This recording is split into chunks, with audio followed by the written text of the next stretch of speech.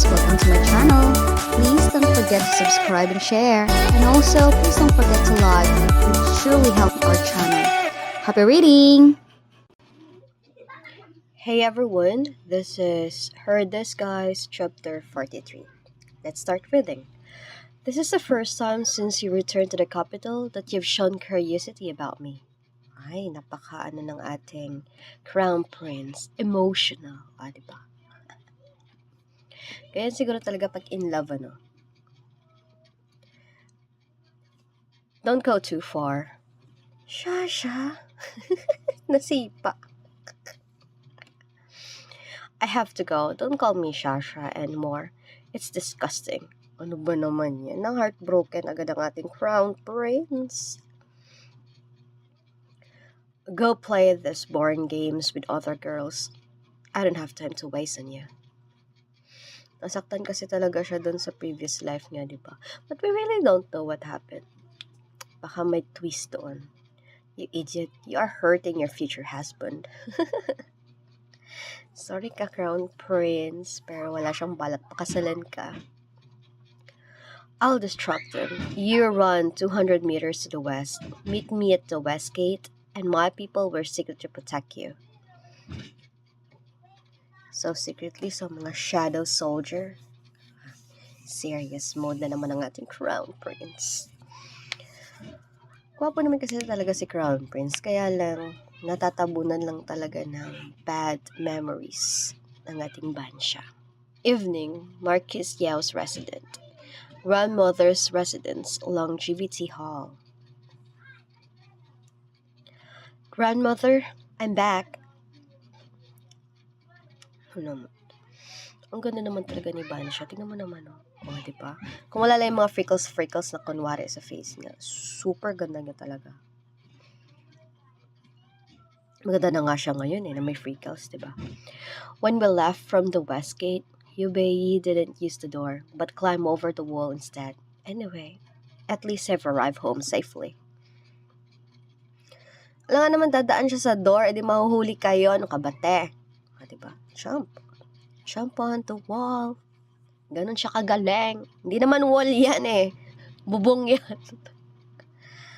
New butler of Marcus Yao's mansion, Jiyu, Miss Bansha. Oh, come forward. Bansha, the new butler chosen is Jiyu, recommended by Mrs. Qian. Come and sit with grandmother. Yan yung ni Crown Prince. Siya yung shadow warrior. New butler? But he's Jiyu, one of the 4 elite guards by Yubei, whom I have seen in the previous life. Ayun, nakilala niya because of the previous life experience niya. Okay, hindi na siya maloloko ng mga nasa paligid niya dahil dyan. When we were selecting the new butler today, Junshi originally wanted to directly assign someone she brought from the Jin residence. Tama lang Kasi di ba ayaw niyo kay Junshi? However, Jiyu proved to be more outstanding, so father gave him the position of new butler. I see. Tama lang din. Wala na si Junshi. Moving Gangsu to live with grandmother was indeed the right decision. That's correct. Hindi na mamamatay yung brother mo. With grandmother's guidance, there's no need for me to make any effort. Gangsu immediately realized something was wrong with the Jin family. Yes, indeed. Yung grandmother niya aware naman talaga. Hindi nga lang kumikilos. For our current plan, we need to compile the false accounts that Jinshi has been doing over the years, along with the transfer of the Yao residence assets into a book. Ay, gumagawa sila ng plano para mapatalsik si Jinshi. Siguro kaya hindi lang kumilos yung grandmother niya before, it's because wala siyang kakampi. Baka walang maniwala sa kanya kasi nga portray ni Jinshi ang pagiging great stepmother. Unfortunately, the head of the accounting department, Jin Sheng, is under Jinshi's control. Over the years, most of the financial records Jinji has made are falsified data. Account book. Yeah, this is the real one, the fake one, of course. Gagawa talaga siya ng paraan para magkapera. Sit down. If I disguise myself as Jinxing and sneak in at night, perhaps I can find the real hidden financial records and some crucial evidence. Ay, may mga spiya. You are right, Grandma. I need to inform the Madame quickly. Damn it. Old Madam has been restless lately. First, she made Kung Su live with her, and now she teamed up with the little slut Bansha. Ikaw yung slut eh. They all know my deeds, yet they are still pretending to be good family member to me. I've worked so hard for these Yao residents all this year, but Marcus Yao is still infatuated with that cheap woman, Yao Shuang. Eh, syempre siya yung first wife eh. Sumingit ka lang naman sa love life nila. Old Madam has always been wary of me, and now she's determined to confront me. Madam, don't worry. Let's just burn down the accounting office and destroy all the evidence. Aba, evil deeds talaga ng mga nakapaligid sa kanya, no? Just find a scapegoat, like a random night watchman, to take the blame. Okay. Sa tingin nyo, magagawa nyo yan.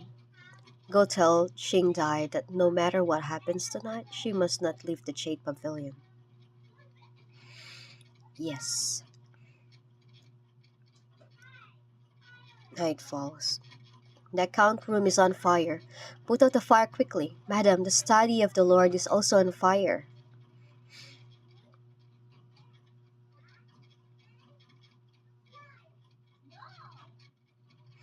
Oh no, the Lord went to Prince Tuan's residence for a bouquet tonight and will stay there drunk when he returns. How did that happen? Patay ka, bakit mo papatayin yung asawa mo? I didn't know that the wind was blowing towards the study, so the fire spread. Quick! Put out the fire! My lord! My lord! Kasalanan mo talaga tong mabaita ka. But madam, if the lord were to die in the fire, old madam and the 4 siblings would lose their support, and the position of Marcus will belong to your son. Ay, iba talaga. Pag may taga-sulsul, pag may taga-sulsul talaga, dyan talaga. The position of Marcus.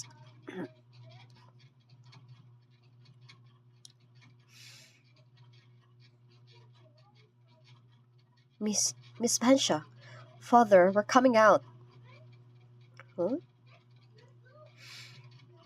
My lord, are you okay? Stare. Siya yung titingnan niya. Sigurado yung stepmother niya.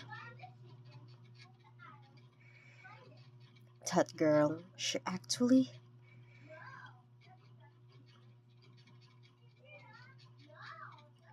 Father's leg is injured. Quickly carry him back inside. Let me deal with it first. Buti na lang nandiyan si Bansha. My lord, are you alright? Squeeze agad tong plastic na babaeng to. It seems Jinshi has become desperate. Yes, indeed. Sinulog na nga niya eh. Next episode, ay, may pa-preview! Bansha, the virtuous and filial daughter of the Yao family. What? Risking her life in the sea of the fire to save her father deeply consoles me. Thus a special betrothal is granted. She is to be wed to the 4th prince, Prince Tuan, in July of the next year. Prince Tuan? La, bakit di si Yubei? Next chapter, am I to be the consort of the Prince Tuan? Stay tuned. Whew! That's intense. All right. See you in the next chapter, guys, and please don't forget to like and subscribe. See ya. Bye. Thank you for reading with me, everyone.